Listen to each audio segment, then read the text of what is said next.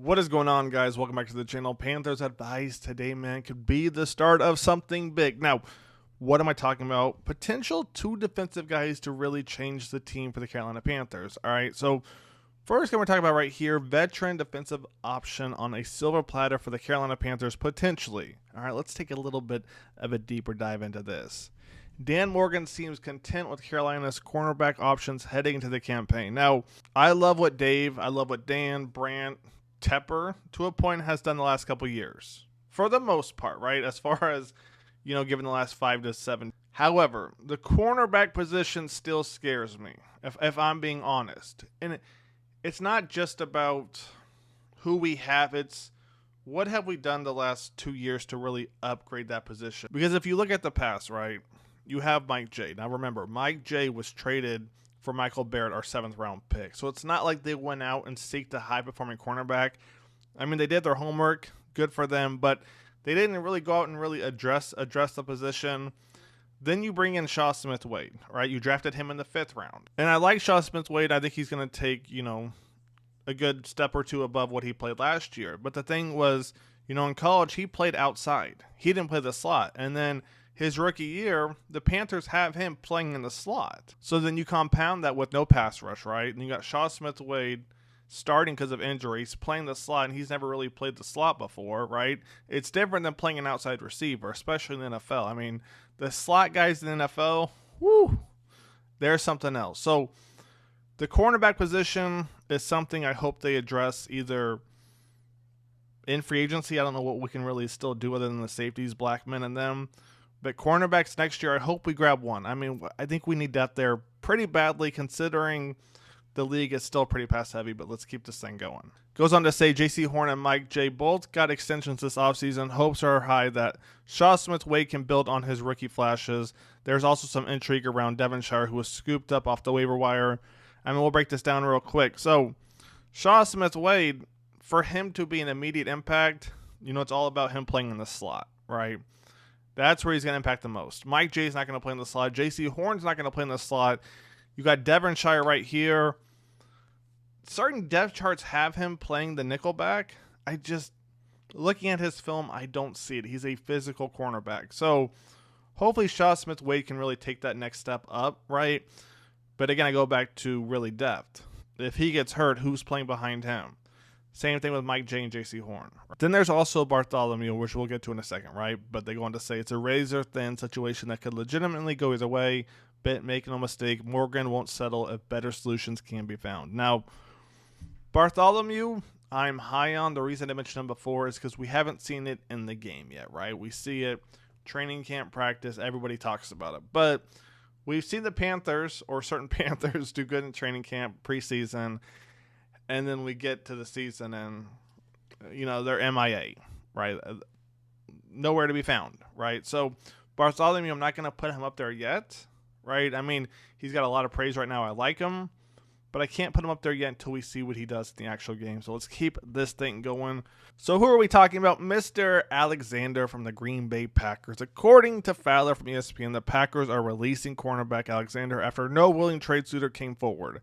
A restructured contract was on the table, but both parties have now agreed to go their separate ways instead. Now, Panthers pulling off Alexander. Ooh, we got to talk about this a little bit more real quick. So the potential cons, I guess, and not really cons, let me read a little bit more and kind of break down what I'm talking about, is that Alexander is going to have a lot of teams after him, right? He could be looking for that ring, right, my friend? He could be looking for that ring.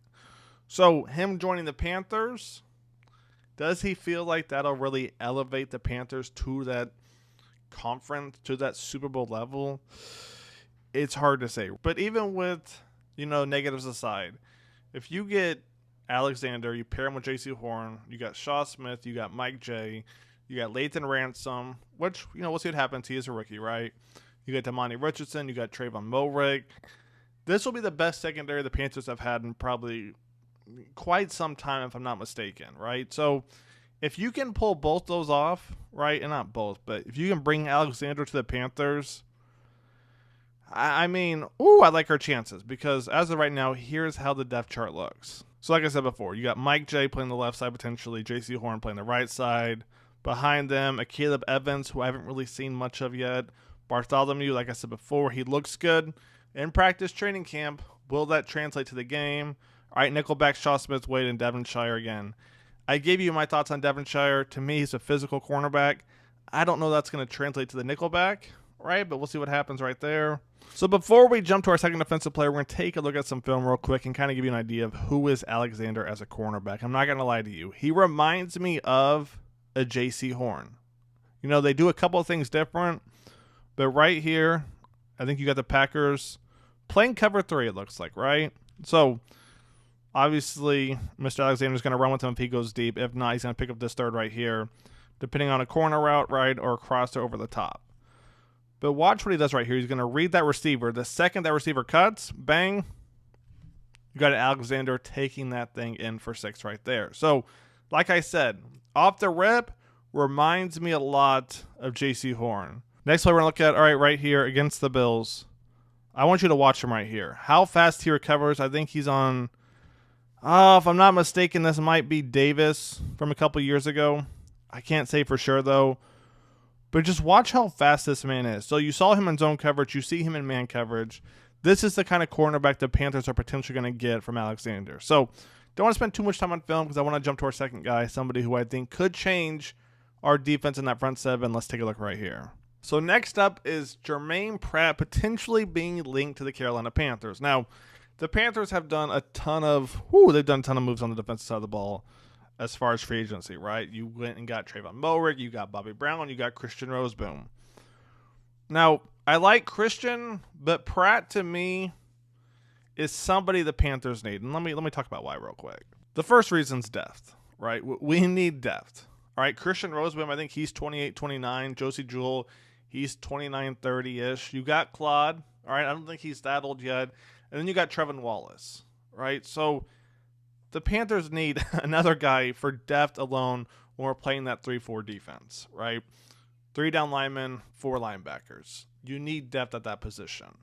The next thing to talk about is this right here. Pratt over the last 6 seasons, 616 tackles, including 143 last season.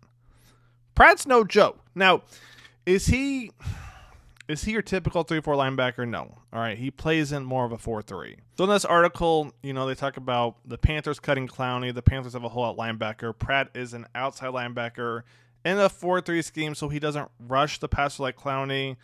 Still, there's a need at that position, especially for someone who can rack up tackles in the middle. We're going to address this in a second because that's a little off for those that don't understand the difference in a 4-3 linebacker and a 3-4 linebacker, even if they're both outside. But before we talk about the 3-4 and 4-3 linebacker difference, all right, they're going to say the Panthers have Josie Jewell, Christian Roseboom, Trevin Wallace, Woodman, so on and so forth, right?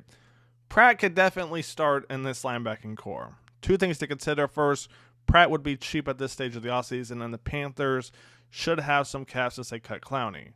Pratt also wouldn't cost any draft capital anymore. But before we continue, I want to talk about the 4-3 linebacker, 3-4 linebacker whole thing real quick. This is Pratt's stats over the last 6 years. What I want you guys to look at is sacks, okay? Half a sack, all right, 15 games played. 1 sack, 2 sacks, 0 sacks, 143 tackles, and 0 sacks, okay? So when they talk about Clowney didn't rush the passer, right? Pratt could play that role. No. The answer 1,000 times is no. Pratt is not going to play the role of Clowney. That's not going to happen, okay? A 4-3 linebacker and 3-4 linebacker are so different. Pratt's going to play inside, okay? He's going to play the Mike. He's going to play the Jack. I would like to see him play the Mike. Now, in Cincy, he was more of a weak side linebacker from the film that I watched, right? And we're going to go over that in a second. More of a weak side linebacker, but that's because the Bengals, all right, were building a 4-3 linebacking core compared to the Panthers building a 3-4 linebacking core, right? More athletic over here, more kind of a base, right, on the Bengals side. With that being said, though, he could play the Mike with the Carolina Panthers. But I wanted to show you guys this so you guys didn't say, okay, Pratt could take Clowney's spot. No.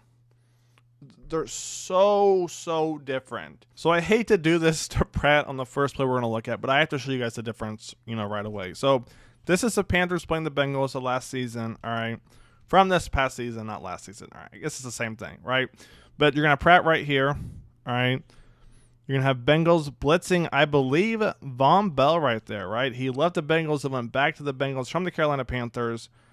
I want you guys to look at who Pratt is as a linebacker. Now, he makes up for it. I think this is what, Sanders right here. Run that back real quick. I think that was Sanders right there. Pratt's not slow, but you can see that's kind of like a running back. He's more of a downhill linebacker, right? Here's a perfect way to put it. He's that old school linebacker. Lateral quickness isn't his thing, right? Downhill, ready to pop somebody, Oklahoma drills type thing, right? That's who Pratt is. New linebacker is definitely more of a 3-4. Kind of the same thing with the tight end position. It's essentially like you got Mitchell Evans right here and you got Sanders right here. Two different tight ends, but you need them both depending on what you want to do. So Pratt, is he slow by any means? No. But you can see right there, lateral quickness is not his strong suit. Let this man run downhill and pop somebody. So let's take a look right here against the Chiefs. Let's see what we're looking at. Hands off to Pacheco. I think a little counter right there. I'm telling you, he's more setting that hole, and then he's waiting to pop, right? And that's where the Panthers got destroyed at last year. Where it's just these simple right here, right? Counter, bang. Look at Pratt right there, right? Reading the running back, right? Exploding the hole. Now, it wasn't crazy explosive. You know, every play is not going to be. Just for clarification real quick, I know some of these plays aren't the most wow, amazing, but you got to realize there were so many plays last year where our linebackers were waiting to hit somebody in the hole, and they got picked up. So now our second level has been defeated. First level is defeated. Now it's up to the safeties. And the problem with the safeties is that they were all injured. So now you got second, third string guys trying to take down the running back. You know it's not going to work, right? Let's take a look right here what happens. Oh, this was a touch push right here. Let's run one more back real quick. Commanders right here. All right, watch Pratt once again. Playing weak side like we talked about before. Bang. You know, he's waiting to pop somebody in the hole. Tush push right there. And then our last play right here. All right, against the Steelers, you got Pratt. Doesn't get beat to the outside and takes down their running back right there with help, obviously. So that's going to wrap it up. Let me know your thoughts. Pratt, Alexander, who do you want more? Alexander's still going to have a lot more suitors, and there's Pratt, who could start right away. All right, let me know your thoughts. That's going to wrap it up. Panthers Device is out. Stay tuned tomorrow.